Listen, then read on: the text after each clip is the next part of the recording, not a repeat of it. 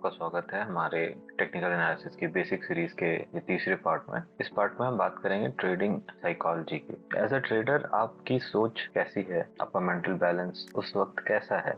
एक स्वस्थ व्यक्ति, एक स्वस्थ दिमाग, एक अच्छी सोच ही अच्छे ट्रेड्स पकड़ सकती है। सपोज कि आप ऑफिस से आए, आप थके आ रहे हैं, काफी ज्यादा स्ट्रेस्ड हैं, उस समय आपको कोई ट्रेड सेटअप बनाने का मन करे, बहुत हाई चांसेस हैं कि अगर उस हिसाब से आप अपनी ट्रेड लें तो मुश्किल में पड़ सकता है। तो ये है इसका इंट्रो और चलिए आगे चलते हैं। सबसे पहले disclaimer, this video is purely for educational purpose and has nothing against any person, influencer or social media content available on public domain.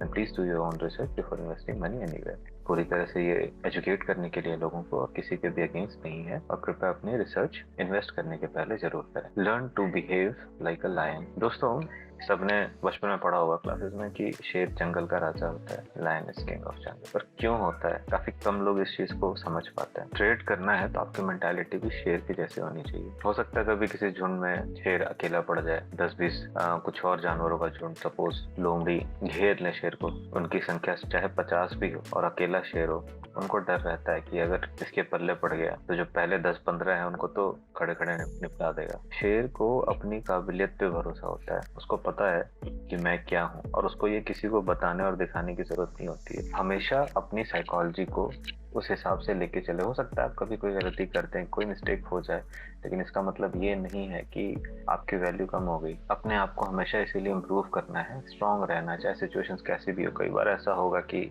लगातार आपको लॉसेस हो सकते हैं, हो जाए, कोई बात नहीं, इट्स ओके। आपको फाइट बैक करना है। जितनी बार ये दुनिया, ये मार्केट, चाहे आप किसी भी सिचुएशन में हो, जितनी बार ये चीजें आपको गिरा रही हो, तोड़ रही हो, उतनी बार हंसना और उठना दोबारा लड़ने के लिए।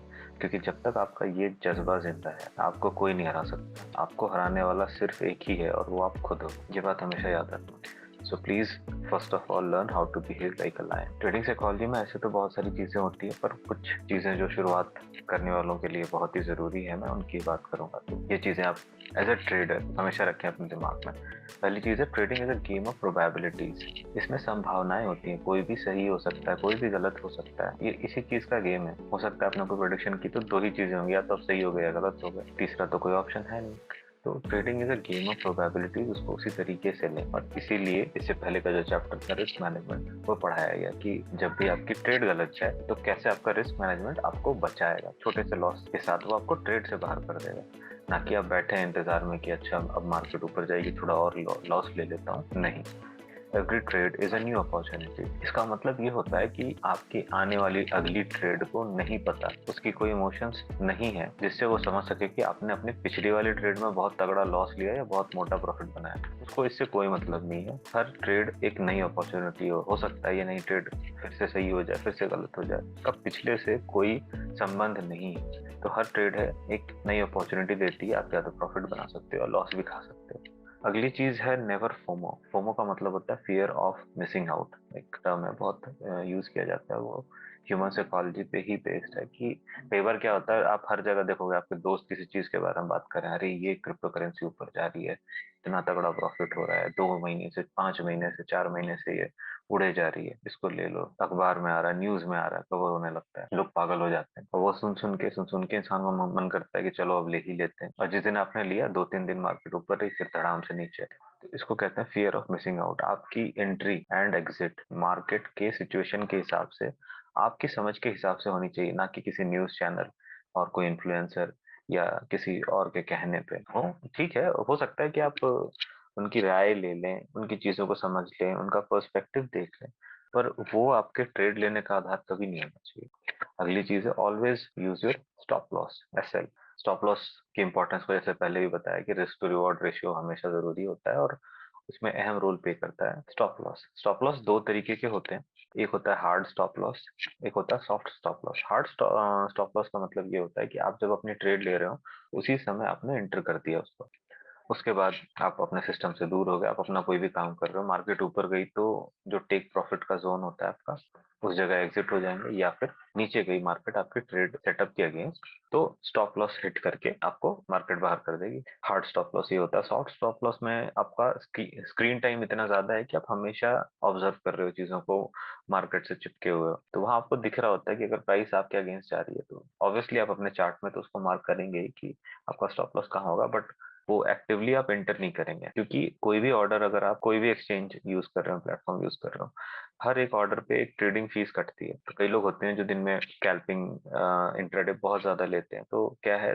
10-20 ट्रेड ले लिया आपने तो उतना ट्रेडिंग फीस में भी तो हिट होता है। तो उन लोगों का ये प्लान होता है कि चलो ये पैसे भी बचाएं, अगर मेरा स्क्रीन टाइम ऑब्वियसली है ही, मैं स्क्रीन पे चिपका हुआ तो मुझे पता है कि कौन से लेवल पे मुझे टेक प्रॉफिट रखना है या स्टॉप लॉस लेना है।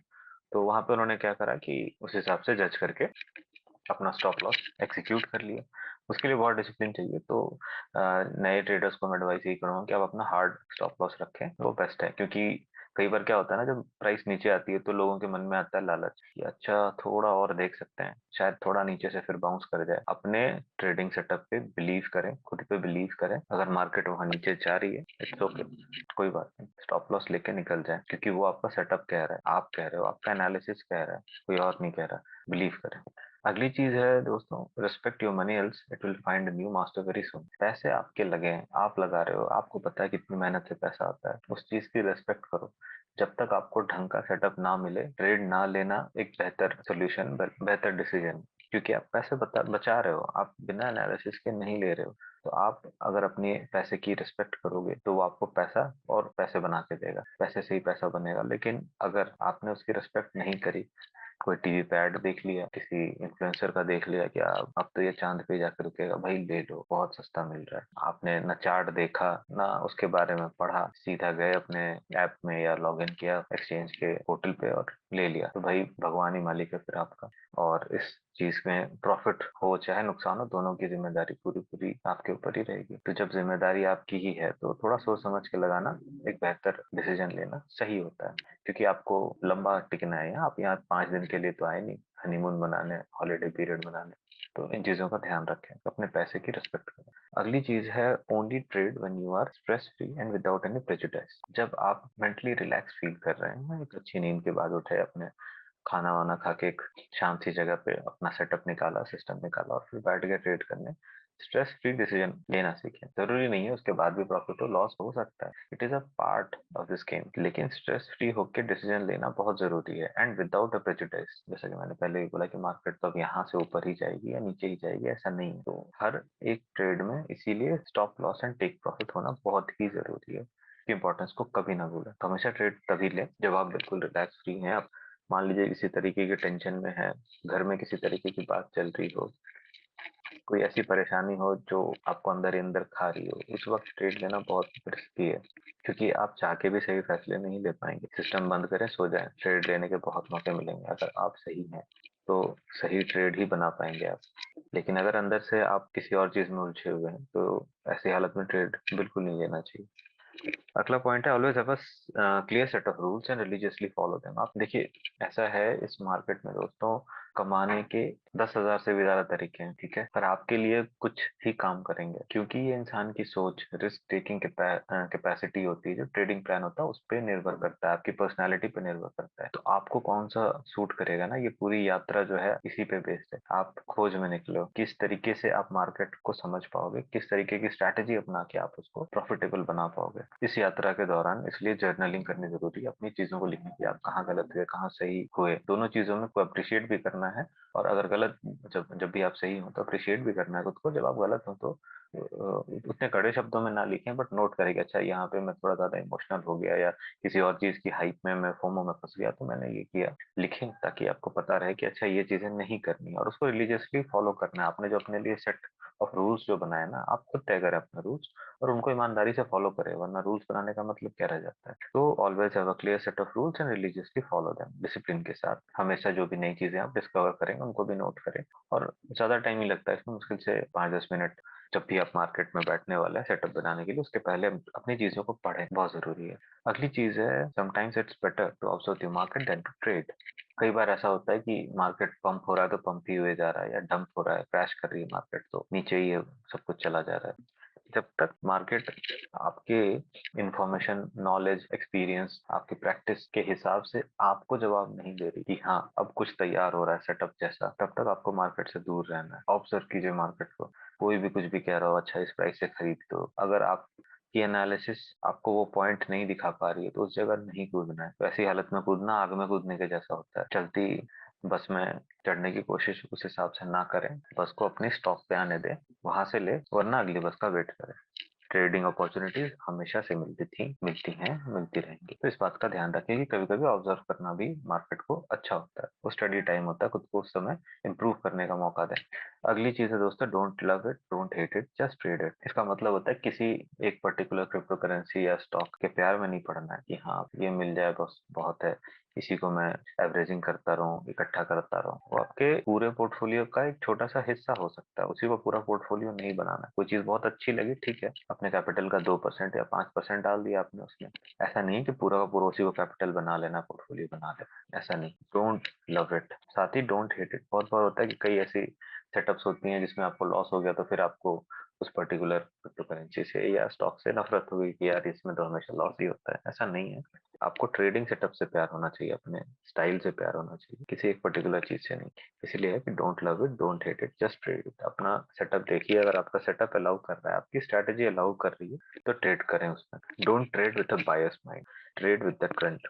जैसा कि पहले भी बोला, प्रेजुडाइज नहीं होना चाहिए, बायस माइंड नहीं होना चाहिए कि हाँ ये चीज जो है सिर्फ ऊपर ही जाएगी या सिर्फ नीचे ही जाएगी, ये इसमें बहुत बड़े बड़े लोगों का पैसा लगा है, ये तो अब गिर ही नहीं सकता। जो भी हो, ऐसे कई एग्जांपल्स हमने रिसेंट टाइम्स में देखे हैं। क्रिप्टो करेंसी में तो ऐसा होता रहता है, बहुत ही कॉमन है। स्टॉक एक्सचेंज में देखे तो पेटीएम, आईआरसीटीसी, अडानी, कई चीजें हैं जो पंप हो जाती हैं, डंप हो जाती हैं, वो अपने हिसाब से चलती हैं।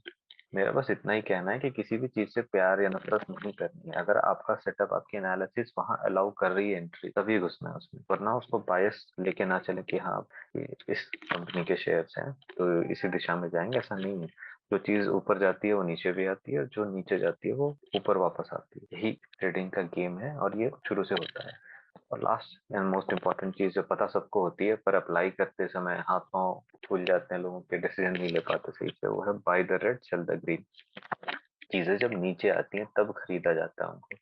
रेड कैंडल देख के लोग डर जाते हैं कि अब इतना नुकसान हो रहा है, कौन खरीदे। फिर कब खरीदेंगे? जब बिल्कुल टॉप पे चला जाए। और कब बेचेंगे? जब एकदम नीचे गिर रहा हो। लोग उल्टा करते हैं, ये ह्यूमन साइकोलॉजी है। Buy the red sell the green, आपका फंडा ये होना चाहिए। लोग क्या करते हैं? Sell the red, buy the green. आपको ऐसा नहीं करना है। एज ए ट्रेडर आपको यही चीजें देखनी है। मार्केट जिस दिशा में जा रही है, आपको ये समझना है कि अब ये किस जगह से यू टर्न मार सकती है, या किस जगह गाड़ी रुकेगी। एज ए ट्रेडर आपका काम है ये फाइंड आउट करना।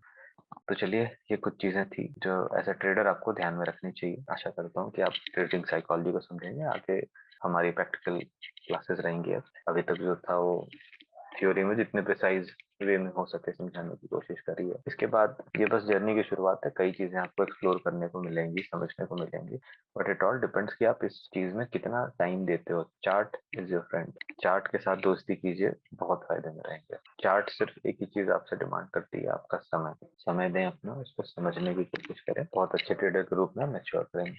तो चलिए, अगली क्लास में मिलते हैं, तब तक के लिए थैंक यू।